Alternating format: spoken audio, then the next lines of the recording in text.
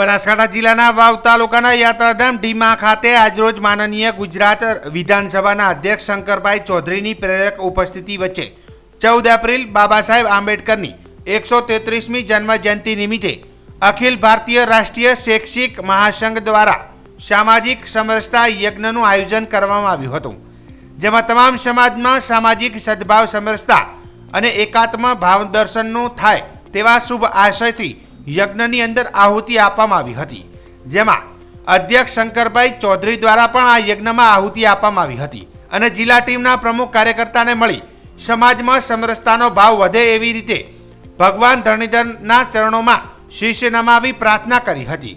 આ શુભ પ્રસંગે રામાસરા અન્નક્ષેત્ર ટ્રસ્ટના મહંત જાનકીદાસ મહારાજ, શૈક્ષણિક મહાસંઘ બનાસકાંઠા જિલ્લાના અધ્યક્ષ ભુરાજીભાઈ રાઠોડ, મહામંત્રી નિમેશભાઈ મકવાણા, સંગઠન મંત્રી મહેશભાઈ પ્રજાપતિ સાથે બનાસ વિભાગના માનનીય વિભાગ કાર્યવાહજી દશરથભાઈ ઠક્કર, સમરસતા સંયોજક રામભાઈ સોલંકી, તાલુકા સંઘ ચાલક કાંતિભાઈ હેમાણી, જિલ્લા સંઘ ચાલક શંકરભાઈ પટેલ, રમેશભાઈ ચૌધરી, ચિરાગભાઈ પટેલ, કિશોરભાઈ પરમાર પ્રાંત અધિકારી તરીકે ઉપસ્થિત રહ્યા હતા।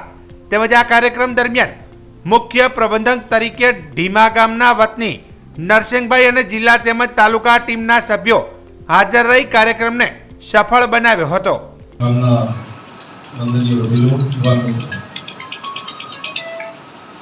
ધર્મની રક્ષા જે કરે છે, ધર્મ એનું રક્ષણ કરે છે। ધર્મ એટલે જીવન પદ્ધતિ, ધર્મ એટલે માત્ર પૂજા પદ્ધતિ નહીં, ધર્મ એટલે જીવન પદ્ધતિ। અને એના ભાગરૂપે આજે 14મી એપ્રિલ બાબા સાહેબની જન્મજયંતિના દિવસે સમરસતા યજ્ઞનું જે આયોજન કર્યું છે, એ માટે હું શૈક્ષિક મહાસંઘના સૌ મિત્રોને હૃદયથી ખૂબ ખૂબ અભિનંદન। દરેકના શરીરમાં ઈશ્વરે બનાવેલું લોહી એક છે, દરેકનું રક્ત એક છે, તો બધાનો પિતા પણ એક છે। એક ઈશ્વરના સંતાનો બધા હોય તો બધાને કામ અલગ અલગ કદાચ કોઈએ સોંપ્યું કાલમાં, પરંતુ સૃષ્ટિ ઉપર એક જ માણસનો જન્મ થયો, એક જ માતા અને પિતાના બધા સંતાનો, એમાંથી જન્મ લીધેલા બધા, અને એમાં બધામાં જ્યારે કાલક્રમે જ્યારે ભેદભાવ જેવી વ્યવસ્થાઓ બની તો ફરી બધાનો પિતા એક છે, બધાનો બાપ એક છે। અને આપણે સદાશિવને આદિ ઋષિ તરીકે બધા માનીએ છીએ, તો બધા સાથે મળીને ભગવાનનો આ જે યજ્ઞ કરવાનો જે નિર્ણય કર્યો, આ સમરસતાના કાર્ય માટે હું શૈક્ષિક મહાસંઘના સૌ પદાધિકારીઓને હૃદયપૂર્વકના ખૂબ ખૂબ અભિનંદન।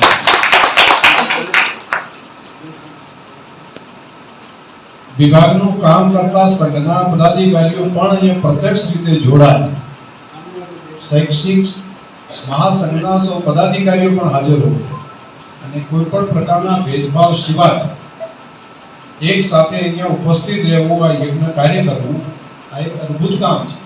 અને છેવટે બધાના સાથે રહીને જીવવાનો ભાવ જે છે, વેદમાં જે કહ્યું છે ને સંઘર્ષપ્રદમ સંવદત્વમાં વેદની ઋચા છે ને, એનો અર્થ આ જ છે, બધા સાથે મળીને ચાલીએ, બધાનો કદમમાં કદમ મિલાવીને ચાલીએ।